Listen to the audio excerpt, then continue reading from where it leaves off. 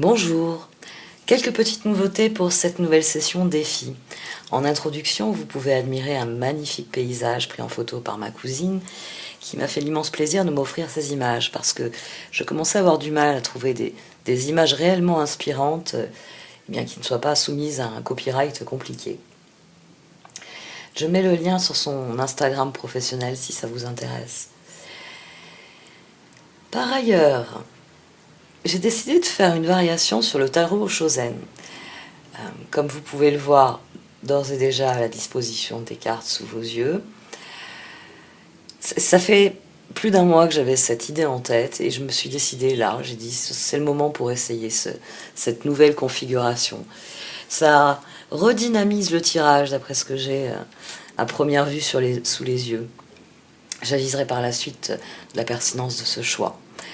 Et je vais commencer donc par développer les cartes centrales, puis vous trouverez la suite de ce tirage dans le lien qui se trouve dans le menu principal comme d'habitude. Allez, on passe au tirage. Voici donc votre tirage pour cette mi-août à mi-balance. Votre tirage présente une particularité par rapport aux autres. J'ai procédé de la même manière, c'est-à-dire que j'ai remplacé le Wheel of the Year par le Light and Seer Tarot que je développerai dans les extensions. Et j'ai tiré 3 cartes de la sagesse des royaumes cachés. Pour vous, l'une des cartes ici ne relève pas vraiment de vous. C'est-à-dire que tous ces tirages ont parlé du rapport à l'autre. Enfin, presque. Il y en a un ou deux qui ont parlé vraiment du signe. Mais dans tous les tirages, d'autres personnes sont intervenues pour agir, pour faire pression sur les signes, pour exiger, pour demander, etc. Vous, de la même manière, quelqu'un intervient dans ce tirage. Et cette personne conteste les résultats qu'on a ici au départ. Les danseuses du soleil, là, cette carte d'oracle, elle est au milieu d'une succession de cartes qui parlent de victoire, qui parlent de progression, qui parlent d'opportunité, qui parlent de vous avançant sur votre chemin. Et les danseuses du soleil soulignent bien que vous devriez être heureux ou heureuse de ce changement, que vous devriez bénéficier de votre récolte, que vous devriez fêter votre victoire. Or, sur la deuxième ligne, on a quelqu'un qui n'est pas content, qui n'est pas satisfait de vos résultats, qui réclame une part de vos résultats, possible aussi. Bon, ça, je le développerai plus tard. Et l'orphelin emprisonné, ici, c'est pour souligner que sans doute que les messages de cette personne vous donnent l'impression que vous n'êtes pas suffisant, que ce que vous avez fait n'est pas aussi bien que ce que vous croyez, que les résultats ne vous appartiennent pas, qu'ils lui appartiennent, ou elle ou lui. N'oubliez pas que quand je parle de l'autre personne, j'utilise parfois des pronoms féminins ou masculins, mais c'est l'autre signe que la balance. Enfin, l'autre personne que la balance. On a donc les danseuses du soleil assommées par l'orphelin emprisonné, tout comme votre base là, de victoire, de progression, d'évolution, de perspective, d'opportunité. Tout comme cette base est écrasée par quelqu'un qui vient remettre en cause ce que vous accomplissez. Et l'orphelin emprisonné est vraiment une carte d'oracle qui souligne à quel point l'estime de soi, la confiance en soi sont des choses fragiles finalement. À quel point, eh bien, par exemple, les paroles de quelqu'un peuvent nous affecter.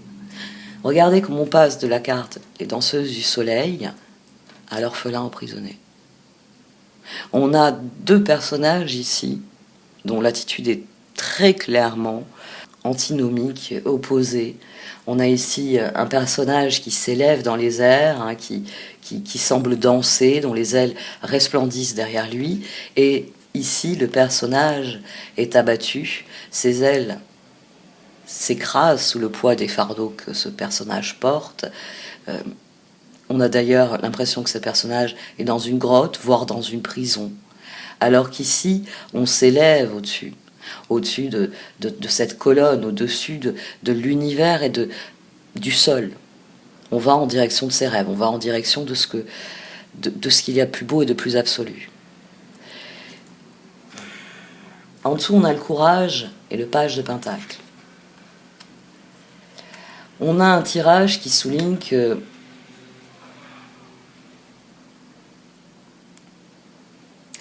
vous avez mis toutes vos ressources, toute votre énergie, et que vous êtes en droit,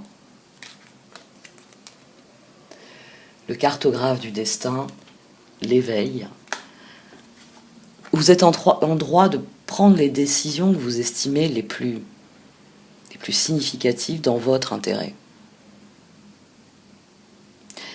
L'éveil, l'as d'épée, c'est une décision pour le meilleur. Je vous le dis souvent, l'as d'épée, les décisions qui relèvent de l'as d'épée sont souvent des décisions qui créent la spirale ascendante. Et le cartographe du destin vient souligner que vous êtes seul habilité à faire vos propres choix. C'est-à-dire que je vais reprendre mon exemple le plus basique, le plus fréquent. Quand vous êtes à un carrefour, vous avez le choix entre différentes directions. Vous pouvez aller au nord avec l'univers que l'on trouve au nord. Je le décris souvent froid, neige, mais aussi raclette, soirée au coin du feu, descente en ski, bataille de boules de neige. Il y a des avantages et des inconvénients à vivre dans un climat très froid. Tout comme il y a des avantages et des inconvénients à vivre au sud. C'est d'accord, bikini et cocktail, mais moustique, paludisme. Là, vous pouvez faire une liste exhaustive de ce que sont les atmosphères pour bien comprendre eh bien, que je fais la même chose qu'ici. Pour certaines personnes, le sud, c'est le rêve et le nord, c'est le cauchemar. Et pour d'autres personnes, le sud, c'est le cauchemar et le nord, c'est le rêve. Mais il n'y a que vous qui pouvez décider de cela. Le cartographe du destin vient mettre de l'emphase sur ça, sur le fait qu'il vous appartient, quand vous arrivez à ce carrefour, de décider pour vous-même. Que c'est vous qui décidez, en fonction de ce que l'univers vous envoie, une route vers le nord, une route vers le sud, quelle est l'atmosphère, quelle est l'essence de ce que vous voulez vivre. Si vous aimez vivre dans le froid, c'est votre droit, tout comme c'est votre droit de tourner en direction du nord et de partir au nord. Personne ne devrait avoir le droit de vous interdire de partir vers le nord et vous dire non, toi tu pars au sud et même à l'extrême sud, on va te faire vivre dans le désert. C'est pas acceptable. Et ici, l'orphelin emprisonné, c'est cette personne qui essaye de saboter vos décisions, qui essaye de vous expliquer que vous avez toujours rêvé du nord, mais vous devez aller au sud.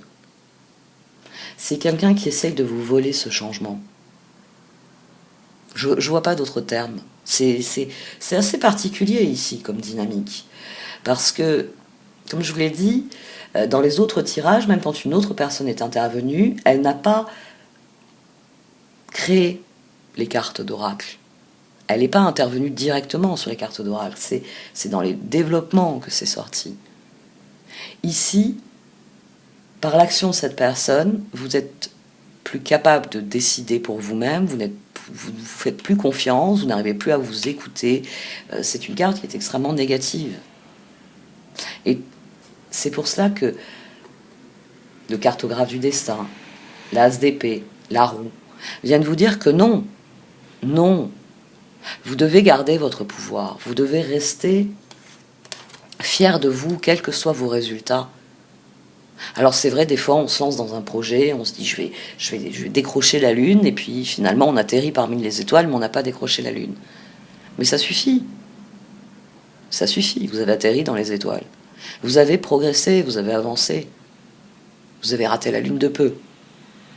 Révisez vos objectifs, développez de nouveaux projets, le prochain coup vous l'aurez. Et c'est de ça que vient parler ce tirage. Il vient vous dire que quels que soient les messages que vous recevez, ça ne doit pas vous arrêter. que c'est vous qui décidez de ce qui est important dans votre vie. Le cartographe du destin se rapporte complètement à cette formule que je vous dis souvent, on attire ce à quoi on dédie notre attention. Et le cartographe du destin, il vient vous dire, oh, si tu décides de t'intéresser à des choses qui ne t'intéressent pas, tu n'attireras rien de ce qui t'intéresse. C'est toi qui prends cette décision, c'est toi qui détermines où se trouve ton intérêt, où se trouvent tes objectifs, où se trouvent tes rêves, ce que tu veux faire de ce changement. C'est vous le cartographe, c'est vous qui avez la boussole, c'est vous qui décidez. L'as d'épée. Et c'est d'autant plus significatif qu'ici on a la lune et ici on a l'ermite. C'est pour ça que votre tirage est particulier. Il a une saveur de tirage anniversaire. C'est un tirage... J'ai plus l'habitude d'une configuration comme ça, avec un côté à prendre ou à laisser, un côté fin de cycle, c'est-à-dire qu'il y a un chapitre qui doit se fermer. Mais pour cela, il faut décider de passer à la suite. Il faut décider de prendre son bâton, non plus de subir la situation, mais de la dominer, de la comprendre et de réellement prendre les choses en main pour qu'elles aillent dans la direction que vous désirez. Parce que c'est seulement si vous prenez cette décision en fonction de ce que vous désirez que le changement sera ce que vous voulez. Si vous laissez... Alors c'est intéressant que la lune soit la vie intérieure dans le tarot Chosen, parce qu'ici, c'est tout à fait cela. Cette personne, pour une raison X ou Y, peut-être même qui se perd dans l'espace-temps, hein, ça peut être une âme sœur qui vient prendre sa revanche sur vous, qui vient vous infliger une leçon pour une raison que vous ne découvrirez jamais. Si vous laissez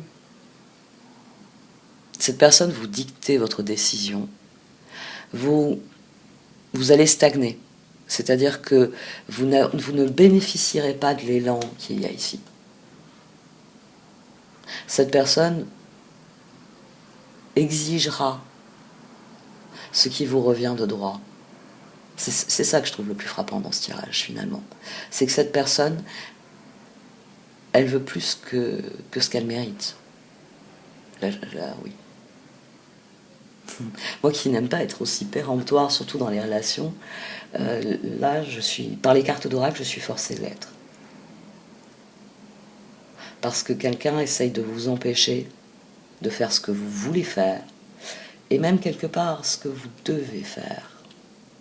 Le cartographe du destin se juxtapose à l'ermite. Si vous allez au nord, alors vous détestez le froid, ça va être compliqué pour vous.